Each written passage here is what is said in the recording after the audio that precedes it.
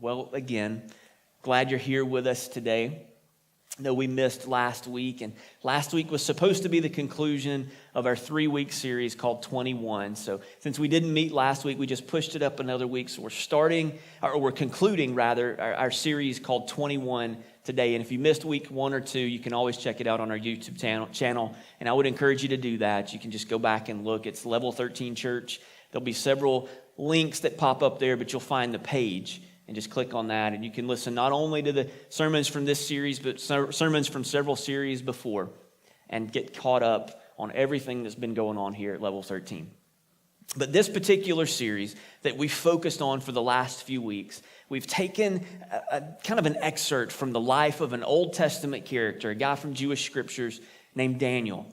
And Daniel was mightily used of God. He was a refugee. He was a prisoner of war. He was taken captive by the Babylonians. And as a young man, and he rose to authority, he rose to power, not because he was better than everybody else, but because his relationship with God was important to him. And we said that for us, we wanted to look at his life and see if there were some key characteristics or attributes that we could look to and we could add to our own lives so that we could grow in our relationship with God as well. And we've been focusing on that for the last couple of weeks. One particular chapter in this narrative from the life of Daniel, it's found ironically in the book of Daniel and what we call the Old Testament, the Jewish scriptures. And we're going to look at Daniel chapter 10. We've pulled out 3 key components, 3 aspects from that chapter that we want to add to our lives. The first thing that we looked at, and we said that Daniel was a man of prayer. That we read throughout his story that Daniel was a man who prayed not just when things were going bad, not just when things were going good. He prayed constantly. In fact, we read in one part of his story that Daniel prayed 3 times a day, every day. That was his normal habit. And we said for us, oftentimes, unfortunately, prayer isn't where we go first. Prayer is the place that we head last when we've exhausted all other resources, when we've exhausted everything else that we can do. Well, maybe I should pray about this. But what we discovered from Daniel's life and in that very first week is that prayer should be our first response, not our last resort. It shouldn't be the thing that we do after we've done everything else. It should be the thing that we do first, because our help doesn't come from our own abilities. Your help doesn't come from your bank account. Your help comes from the Lord. Your help comes from God. So he's the one that we should connect to first. And then in that second week, we talked about the second characteristic in Daniel's life. Something that many of us Westerners don't necessarily want to embrace very much, fasting. He was a man who fasted. Not just because he was a Jewish man and they had all these called times of fasting, but because he knew that while prayer was his first resort, that was where he needed to go first, that fasting sometimes it ups the game, it ups the ante. There are certain situations in your life and in mine that require us to fight a little bit harder. And so we talked about fasting, this idea of denying oneself, usually of food, for the sole purpose of connecting with God, of drawing closer to God, of seeking the face of God. And so we answered 3 questions in that second week. We said, what's the big deal about fasting? Why should we fast? Then we asked the question, well, as New Testament believers, as followers of Jesus, is that something that we're actually supposed to do? We're supposed to fast? And then the third question we looked at was, what happens when we fast? So we answered all 3 of those. The first question, why do we fast? Because there are situations in your life and in mine that sometimes call for more aggressive warfare. And let's just call it what it is. It's more aggressive warfare, and you and I must get down and just push away from the table, push away from the meal and say, what's more important to me right now is connecting with God, because what I'm facing is serious. And then the second question, Jesus tells us over and over again throughout the gospel narratives, he says, when you fast. And then he answers just a pointed question when some folks ask him, why do your followers not fast? And all of the Jewish leaders, they fast. He said, well, they're not going to fast because I'm here. But once I'm gone, then they'll fast. So the expectation as followers of Jesus is that you and I will fast, that will be a natural rhythm of our lives spiritually. And then what happens when we fast? Spiritual warfare that we don't even know about that's going on, we intensify that attack. Like if God were to pull back the heavenlies today and let us see what's going on all around us, we would see that there is a battle going on. We would see that there is spiritual warfare. If we could look into the heavenlies, we would recognize that there is spiritual warfare going on. And sometimes we don't even recognize that it's happening. We don't know that it's happening. But when we fast, we are fighting a spiritual battle that we can't even see. And so for us, fasting, we summed it up this way. We said fasting disconnects us from the world. It takes the world away from us and puts our focus instead on God so that we can become that mighty man, that mighty woman, that mighty student of God that we're called to be.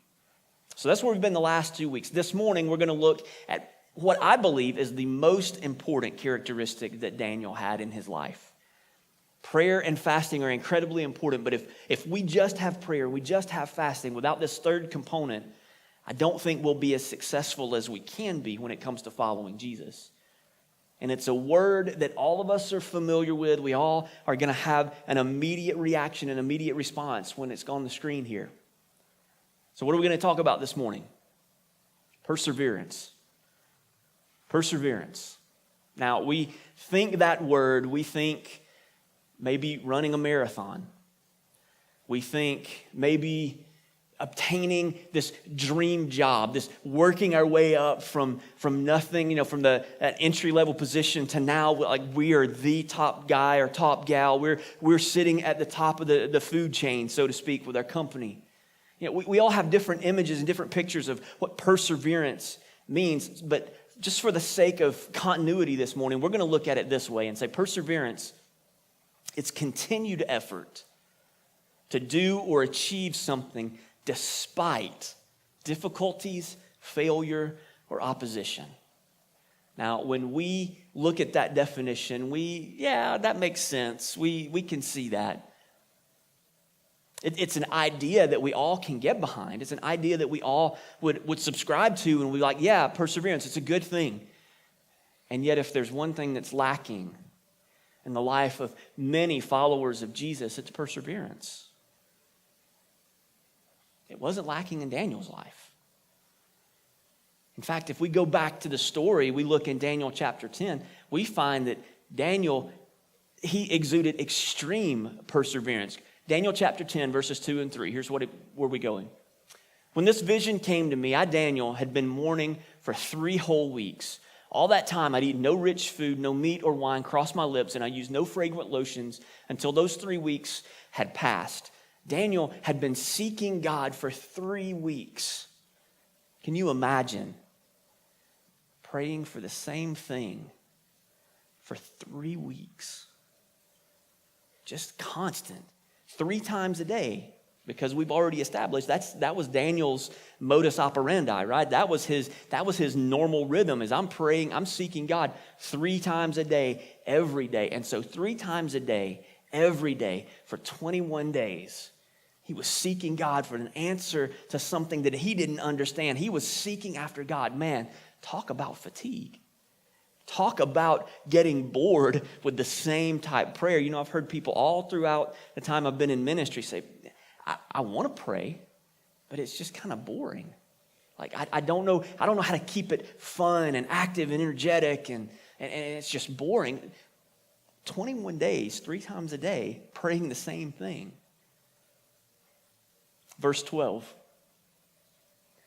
Then an angel said, don't be afraid, Daniel. Since the first day you began to pray for understanding and to humble yourself before your God, your request has been heard in heaven. I've come in answer to your prayer in verse 13. But for 21 days, the spirit prince of the kingdom of Persia blocked my way.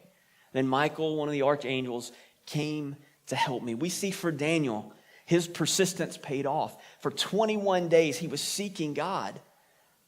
And it seemed like nothing was happening, but the moment he prayed, the answer was on the way, but it got held up because spiritual warfare was taking place. Now, that's all fine and good for Daniel. That's great. Great, congratulations. It came out the way that it was supposed to come out for you. Good job, Daniel, but what about me? Because let's be real for a minute. We can read about Daniel's experience and we can get encouraged a little bit.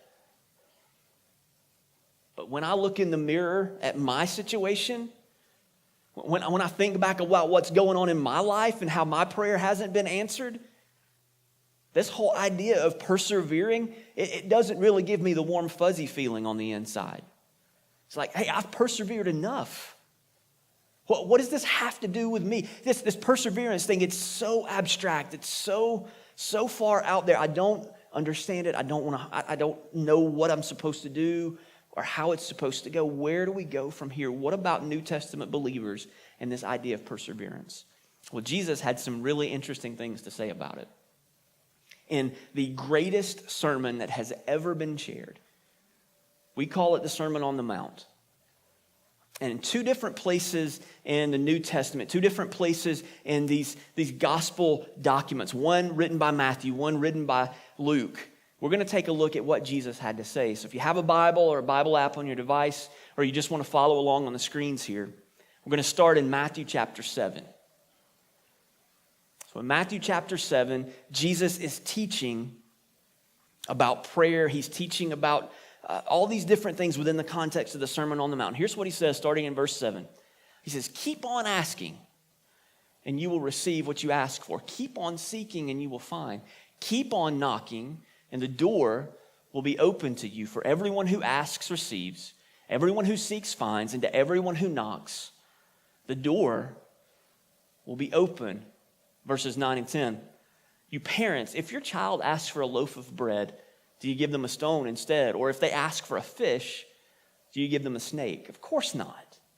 So if your sinful people know how to give good gifts to your children, how much more will your heavenly Father give good gifts to those who ask him? Jesus, 3 different times, says, keep on, keep on, keep on. The expectation for you and for me is that we keep on asking, that we keep on knocking, that we keep on seeking. He doesn't put a qualifier on that. He doesn't say, hey, keep on asking until you hit number 30. And when you hit request number 30, then you're done. He doesn't put a qualifier on it. He says, keep on asking. And the reason is simple. Perseverance is in prayer and in fasting. It is a weapon that we have to fight against the enemy. It is a powerful weapon that you and I have. We have a real enemy who hates us, who wants nothing more than for you and for me to quit, to give up, to say, you know what, I'm not asking anymore. I'm not going to keep doing this because it just feels silly. It just feels blah. I don't like to keep asking. I feel like a bother. I feel like God's getting angry at me because I'm asking the same thing over and over and over again. Those are all lies from the enemy, and he's doing everything he can to convince you and to convince me to give up and to quit. But perseverance through prayer and fasting, it's a powerful weapon we have to fight the enemy. Remember, we're fighting a spiritual battle. There are real demonic forces going on all around us, even now. And those demonic forces want to confuse and confound and to cause us to quit. So we need to keep fighting. That's Matthew's account. I like Luke's account a little bit better because Luke, he was a man of detail. So he was a doctor by trade. I think he had a flair for history as well because he took such meticulous notes. And he wanted to make sure that anyone who read his story, his account, would know everything that took place. And so we don't know if this is the exact same encounter where Jesus was giving the Sermon on the Mount. In fact, this is just my personal belief. I kind of believe that the Sermon on the Mount wasn't just a one-time sermon, that it was something that Jesus shared everywhere he went because it was life-changing and it was powerful, that when he would travel from place to place, that he would share the same sermon over and over and over again because there were new people hearing it. That's just my belief. If you don't believe that way, that's okay. That's just my take on the story. But Luke's account, he brings in some details that Matthew either didn't know or Matthew just left out. I think it's powerful. Here's what he had to say. Then, teaching them more about prayer, he used this story. Suppose you went to a friend's house at midnight, wanting to borrow 3 loaves of bread. You say to him, "A friend of mine has just arrived for a visit, and I have nothing for him to eat." And suppose he calls out from his bedroom door, "Don't bother me. The door is locked for the night, and my family and I are all in bed. I can't help you." But I tell you, though he won't do it for friendship's sake, if you keep knocking long enough, he will get up and give you whatever you need because of your shameless persistence. And I love that last phrase, shameless persistence. Those of us who are parents in the room, don't we know what that is? Like, we've experienced that firsthand, right? Where we've got a child that'll come to us and they're just, hey, there's no shame in their game. They're going to continue to ask for the thing that they want or whatever they need you to do. If it's to come and play, baby dolls with them, or come play a video game with them, or to take them to the mall because everybody's going to be there, or whatever it is, they just continue. There's no shame, right? No shame. Maybe that's why we have such a hard time with being persistent, is because we equate persistence with shamefulness. And we think, man, it's a shame for me to keep asking for this same thing over and over again. It's shameful for me to just continue over and over and over again to beat the same dead horse, right? Maybe that's one of the reasons that we think being persistent isn't something that Jesus would be cool with. Because, he told this story. He said, it wasn't for friendship. It's because you're shameless persistence, because you refuse to shut up. I'm not giving it to you because I want to. I'm giving it to you so you will leave me alone. That's got to be why Jesus is telling the story, right? And then he moves forward and he says this. He says, and so I tell you, now I'm going to tell you, stop asking. Stop asking me so many things for the same thing. Just stop it. Ask one time. That's enough. I'm all-knowing. I'm all-powerful. Just ask me one time. In fact, if you want to just write it down on a piece of paper and hold it up to the sky, I can read it. And you don't even have to ask, right? That's got to be what God's saying next. But he didn't. Keep on asking. In spite of the story that I just told you, in spite of the fact that I said it was shamefully persistent, that this guy didn't get what he was after because the guy was his friend, because the guy wanted to do it out of the goodness of his heart. No, he was shamefully persistent. But in spite of that, keep on asking. And you'll receive what you ask for. Keep on seeking and you'll find. Keep on knocking and the door will be open to you. For everyone who asks receives. Everyone who seeks finds. And to everyone who knocks, the door will be opened. See, somebody this morning needs to hear. Jesus isn't turned off by your asking. He isn't turned off by your constant bringing up to him. Like, hey, Jesus, it's me again. You know that thing I've been praying about? I'm praying about it again. He isn't turned off. He's not standing up in heaven thinking, oh no, it's them again. He isn't looking at his phone and monitoring his calls and clicking ignore. See, I'm convinced that he loves to hear your voice and my voice. I'm convinced that he loves to hear the things that are important to us, the things that are bothering us, the things that are going on in our world. I'm convinced he doesn't get offended at our shameful, shameless persistence. I think it endears us to him. It's what he's telling us to do. It's what he's saying. Hey, just keep asking. Keep knocking. Keep seeking. Keep pursuing. It would have been really easy for Daniel to have said, you know what?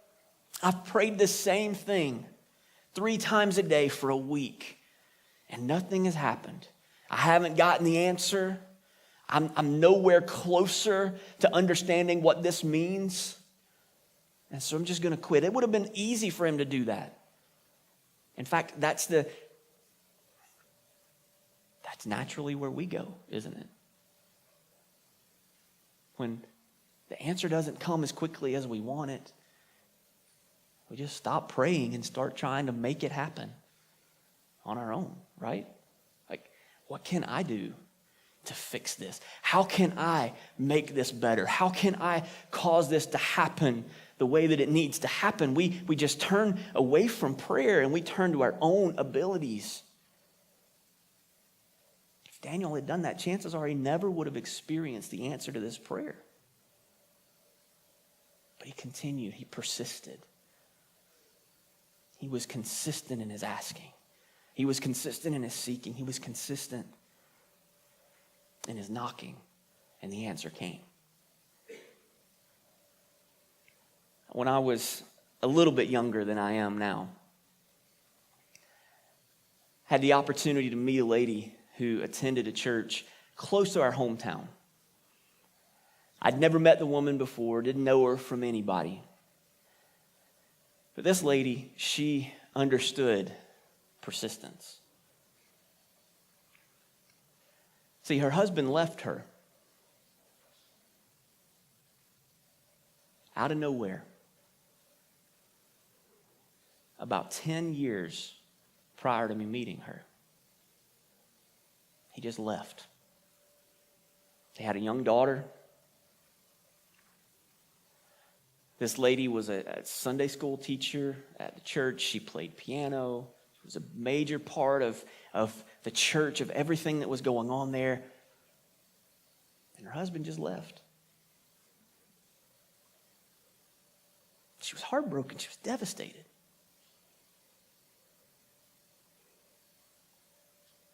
Every day for 10 years, she prayed the same prayer. God, send him back. God, send him back to me.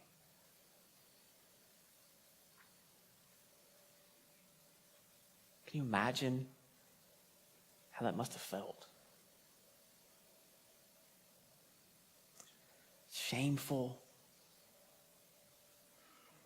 embarrassing. Every time in this particular denomination, this particular faith tradition, having prayer for people at the front happened at every service. It wasn't a just random thing. People were laying hands on people and praying over people. And every time she would come to the front, she had to be thinking, and they know I'm coming again. They know what I'm asking. They know what I'm praying for. Can you imagine the amount of shame she could have felt for that? But she persisted. And she came to the front and she prayed and she said, God, send him back. Send him back to me. Send him back home.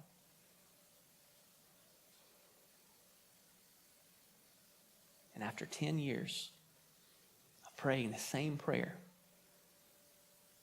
10 years of travailing, 10 years of weeping, 10 years of not understanding, 10 years of feeling alone and hopeless, 10 years. Her husband shows back up and he repents of the wrong that he had done to her and to their daughter, who now was married with a family of her own. He asks for forgiveness. And they walked into church together that next Sunday.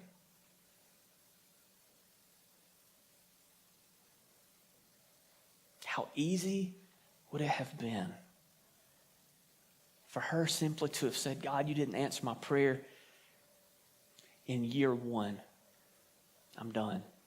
God, it's been 6 years and he's still not back. God, I'm not asking again.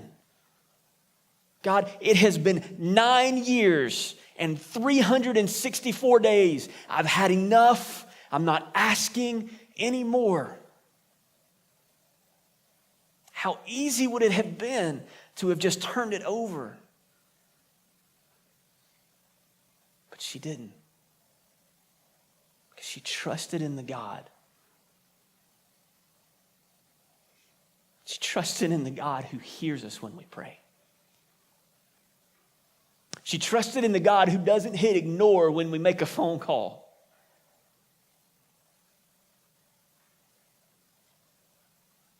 And that family, that marriage has been healed. And she's still teaching Sunday school at that church. She's still playing piano at that church, just like she did those entire 10 years. But now, her husband's with her. As followers of Jesus, persistence isn't optional. Because you're going to experience in your life, and I'm going to experience in my life, things that we never signed up for.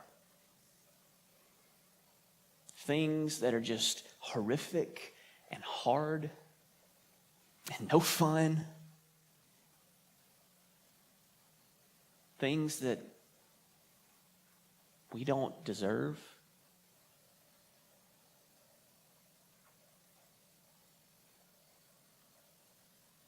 And our default, more often than not, is to get angry and to quit. Our default, more often than not, is to say, God, why me? And I'm done.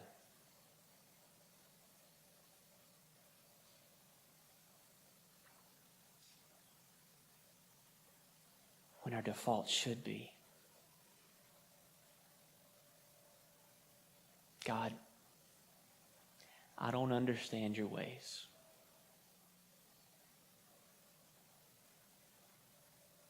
But I trust you. God, I don't understand the pain. I don't understand the waiting. But I trust you. Rita Springer released a song years ago. One of my favorite songs. It's gonna be worth it. And that's her prayer throughout the song. She says, I don't understand your ways. I don't understand your ways. But I'll give you all my days. And it's gonna be worth it. And even when I can't see it, I trust you. And even when it's hard, I trust you. And even when it doesn't make sense, I continue to trust you. And even when the prayer seems like it's not hitting the ceiling, I will continue to pray it. God, because you are God. You are my Savior. You are my God. And I trust you.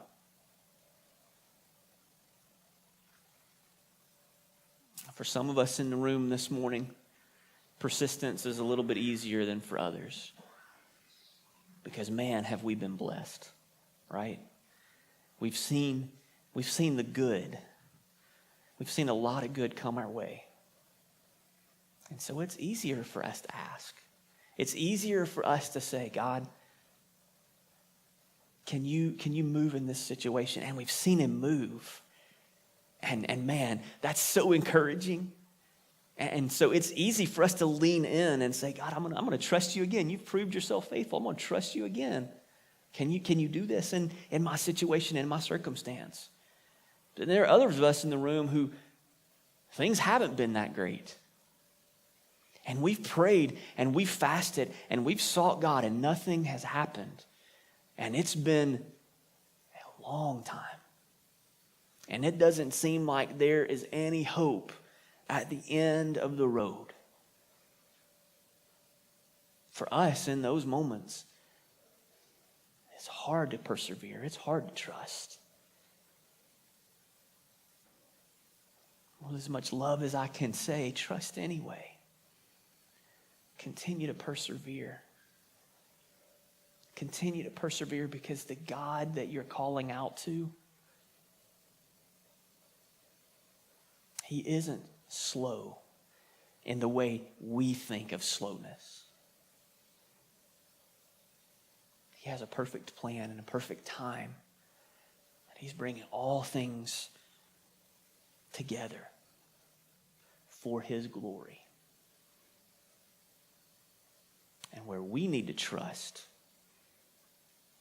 is that no matter the outcome, if it's what I'm praying for or if it's the opposite, what we have to trust is that he will receive glory through it. That's hard to handle. That's a hard pill to swallow because we want it to work out the way we want it to work out, right? We want it to work out for our good. But it's never been about our good. It's always been about his glory. It's always been about his name being exalted. So whoever you are this morning, because there's at least one, you've been wrestling with this. And I don't know who you are. God didn't give me a vision of who you are or anything like that. Even though I believe he can. And he's done that in my life before. But he hasn't today. Whomever you are.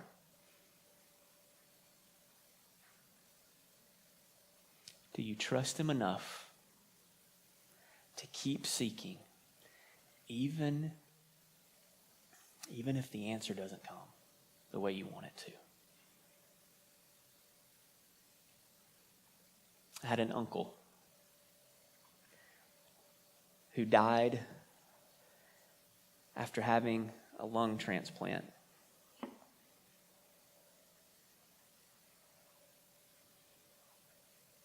I have a second uncle who had a double lung transplant 12 years ago, and he's still living.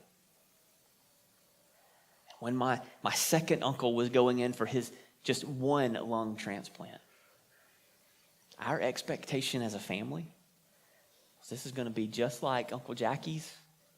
It's going to work out great.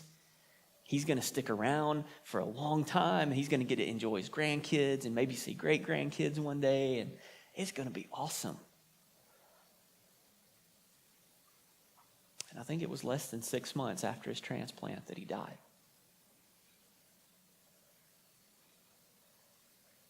And it didn't make sense. He was a godly man. He was a pillar in his church.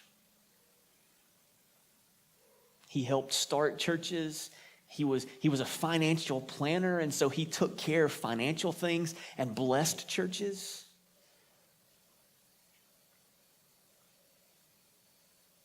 And my Uncle Jackie never went to church. Grew up in a pastor's home, but never went to church.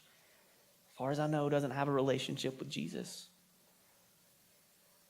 God, this isn't fair. This doesn't make sense. Why would you do this and take Terry home and not give him the same healing that Jackie had? God, why would you do this? I mean, I can remember all throughout that entire process with my Uncle Terry, the song, even if the healing doesn't come, just reverberated in my heart and in my spirit. Even if the healing doesn't come and life falls apart and I feel undone, you are God, you are good, forever faithful one, even if the healing doesn't come. As followers of Jesus, we have to be willing to lean into that and persevere no matter the outcome.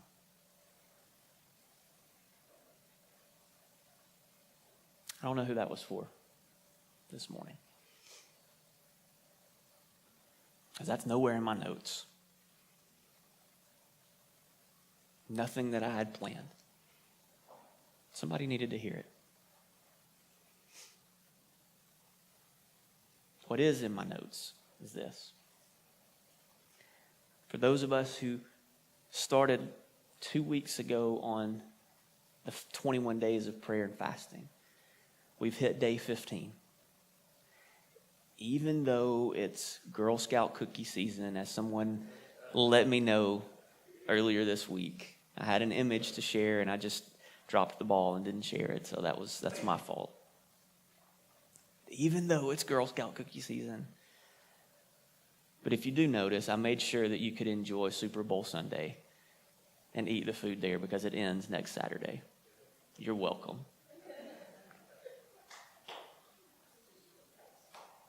Maybe for some of us, day 15, that's the longest fast we've ever been on. And the temptation would be just, hey, you've made it further than you've ever made it before. Why don't you just stop here? I mean, you've done good. Man, let's keep going. The prayers that we've prayed, the dreams that we've dreamt, the hopes that we had, this journey that we started on 2 weeks ago, we've come too far to stop short. Keep persisting. And I believe that we will see Jesus do some incredible things in your lives individually and in the life of this church and in our community. Father, thank you that you know just the right way to interrupt our services, our plans, and speak what needs to be spoken.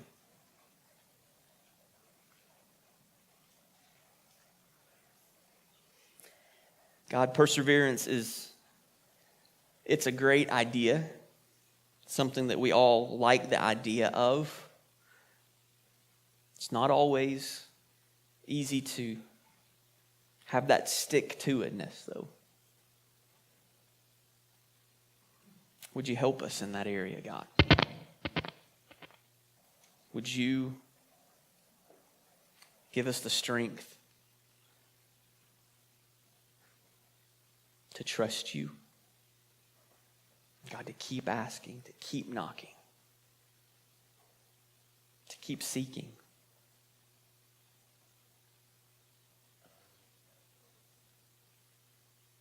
And Lord, would you give us the grace to trust that even if it doesn't happen the way that we think it should, the way that we're hoping, the way that we're praying, can you give us the grace to trust that your good is still going to be accomplished? In Jesus' name we pray. Amen.